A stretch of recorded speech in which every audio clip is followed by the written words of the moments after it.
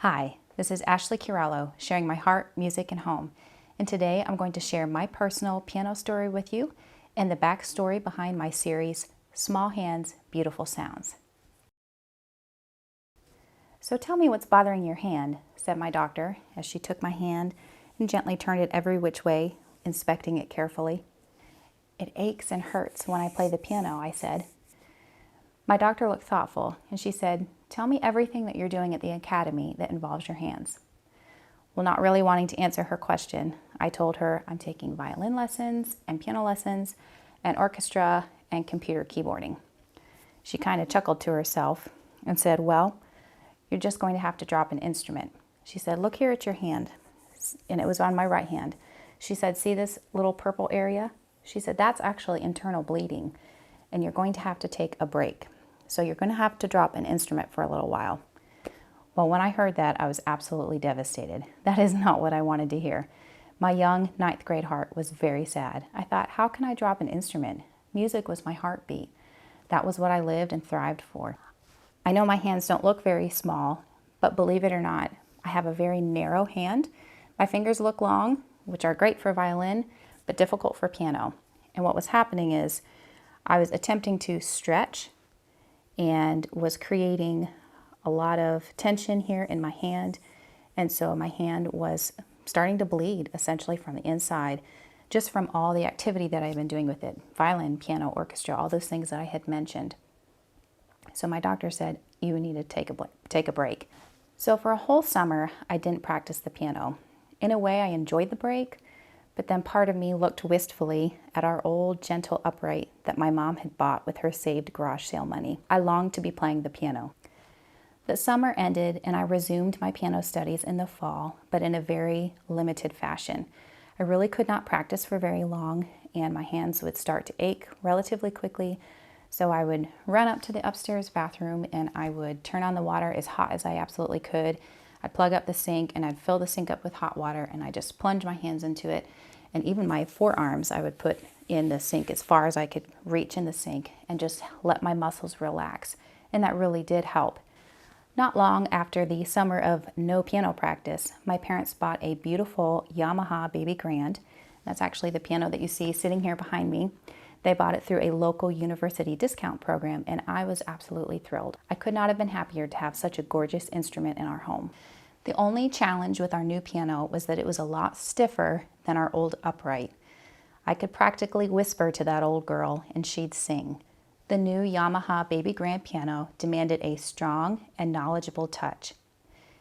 Tears flowed as I tried to learn this commanding new instrument.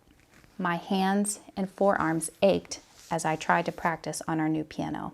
I had hopes of being a music major in college, and though my primary instrument has actually always been violin, I view that as my dominant instrument, I certainly wanted to keep piano as an option for majoring in college.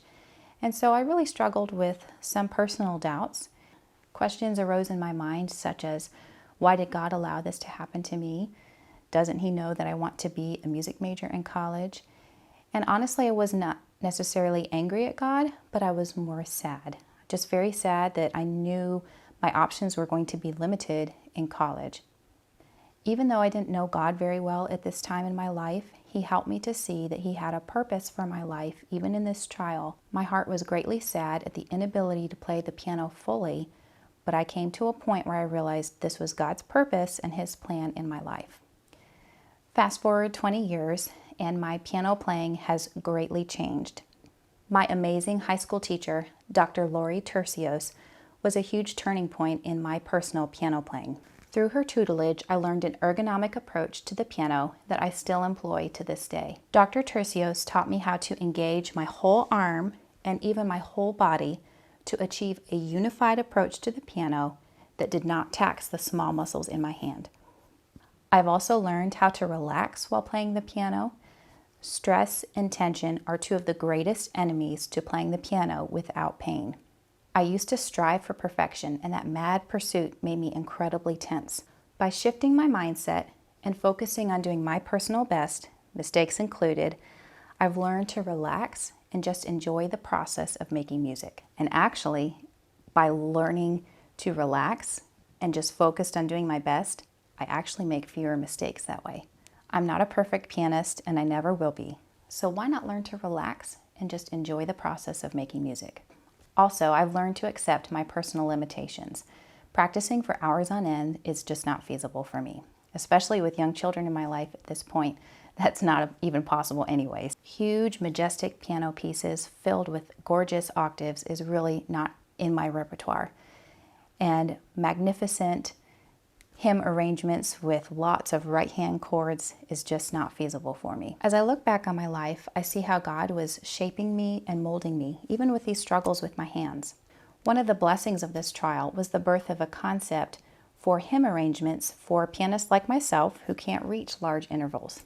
The idea for a series, which I've entitled Small Hands, Beautiful Sounds, came to me as I thought of other pianists who might struggle to play the large octave chords of traditional hymn arrangements. My series, Small Hands, Beautiful Sounds, is written with the small-handed pianist in mind and only uses an interval of a sixth or less. For those of you unfamiliar with the piano, that means that a pianist will never be required to do any sort of stretching in any of my arrangements.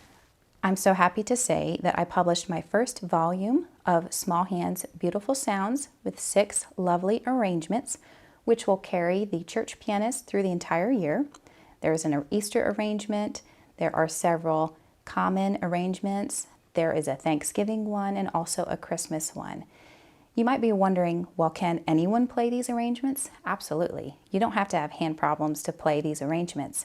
In fact, the Small Hands, Beautiful Sounds series would be perfect for a younger player who does not have fully developed large hands. But really anyone can play these arrangements, especially pianists who serve in a small church and need easy to play arrangements. These arrangements are perfect for you. They are quick to learn and beautiful to listen to. Beauty for ashes, the oil of joy for mourning. Through pain, I saw the start of something good. Through hurt, I saw God's purposes. Through struggle, I saw God allowing me to help others. Something that seemed like such a limitation in my life has actually become a blessing as I write music for myself and others. And now I'm going to share one of my newest arrangements, Take My Life and Let It Be, also with Son of My Soul. This is a perfect hymn that really voices my dedication to God. God has given me these gifts at the piano, and I want to give them back to Him. So this is a wonderful hymn of dedication to God. I hope you enjoy watching this. If you enjoy it, please give me a thumbs up and be sure to subscribe to my channel. Enjoy the piano music. Thank you for watching.